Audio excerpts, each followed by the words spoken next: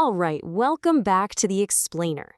Today, we're tackling something that sounds like science fiction, but is actually the bedrock of our universe.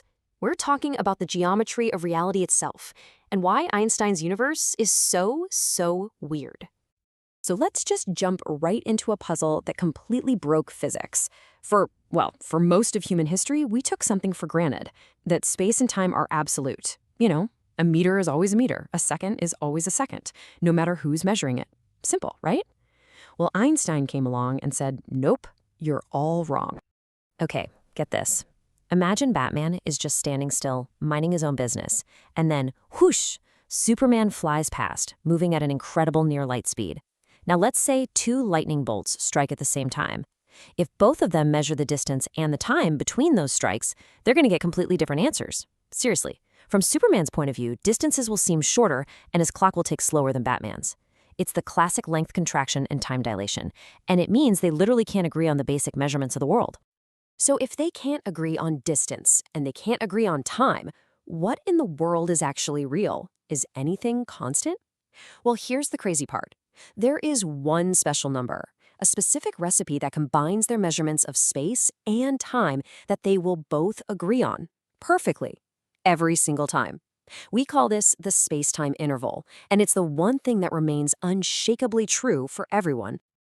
This one clue was enough for Einstein's old math professor, a guy named Hermann Minkowski, to have a eureka moment. He looked at this and realized, oh my God, we've been looking at it all wrong. Space and time aren't two different things. They're woven together into a single four-dimensional reality. And his quote here just says it all. Space and time by themselves are just shadows. Okay, so to really get our heads around this, we need a bit of a showdown. It's going to be Euclid, the geometry you know and love, versus Minkowski's weird new reality. All right, let's start with what's familiar, Euclidean space. Remember high school math, Pythagoras' theorem? If you want to find the distance between 2 points, you just square the sides of the triangle and add them up. A squared plus b squared equals c squared. It's the fundamental rule for distance in the world we see every day. But in Minkowski spacetime, the rule gets a twist, and it's a huge one. To find that special, unchanging distance, the spacetime interval, you do something that looks a lot like Pythagoras' theorem, but you subtract the time part instead of adding it. It's just a minus sign instead of a plus sign. But that one tiny change, as we're about to see, completely rewrites the rules of geometry. So what does that minus sign actually do? Well, think about a circle. A circle is just all the points that are the same distance from the center, right?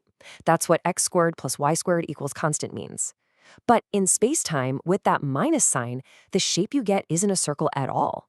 All the events that are the same space-time distance away from an origin, they form a hyperbola. The most basic shape we can think of, a circle, just fundamentally changes. It's wild.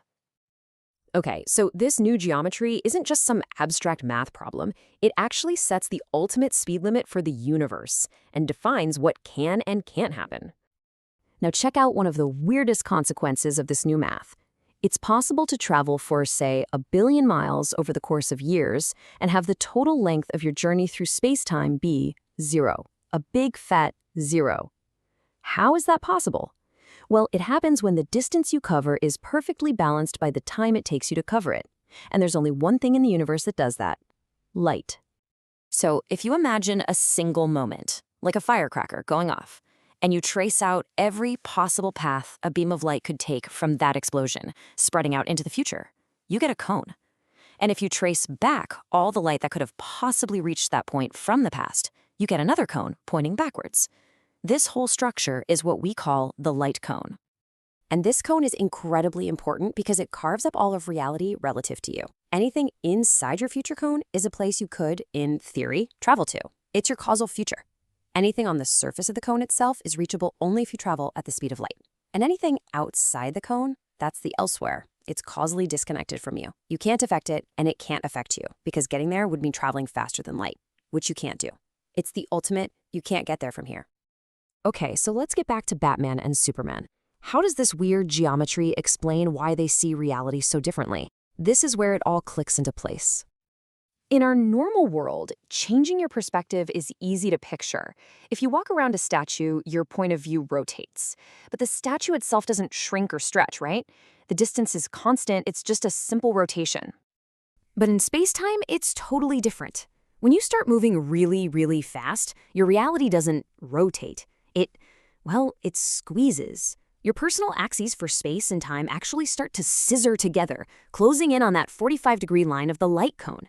It's this bizarre squeeze transformation that keeps the space-time interval the same for everyone. So here's what it looks like. For Batman, who's standing still, his grid of space and time looks perfectly normal. A perfect 90-degree right angle. But when he looks over at Superman, who's flying by, he sees Superman's grid as all squashed and skewed. The axes are no longer perpendicular, they're squeezed in towards each other. And right here, this geometric squeeze is the key to everything. This is where all the famous weirdness of relativity, length contraction, time dilation, actually comes from. Now, look closely at Superman's squeezed grid. To keep the geometry consistent, the units on his grid, the little tick marks for every meter or every second, have to stretch out. From Batman's point of view, Superman's ruler and his clock are both marked with these long, stretched-out units. And this is the punchline. This is how it all works. When Batman looks at Superman's meter stick, which lies along Superman's squeezed space axis, and then projects it down on his own normal space axis, what does he see? He sees it as being shorter. Boom, that's length contraction. And when he watches 1 second tick by on Superman's clock along that squeezed time axis and projects that onto his own time axis, it takes up more of his time. It looks longer. That's time dilation. It's not magic. It's not a paradox. It's just geometry.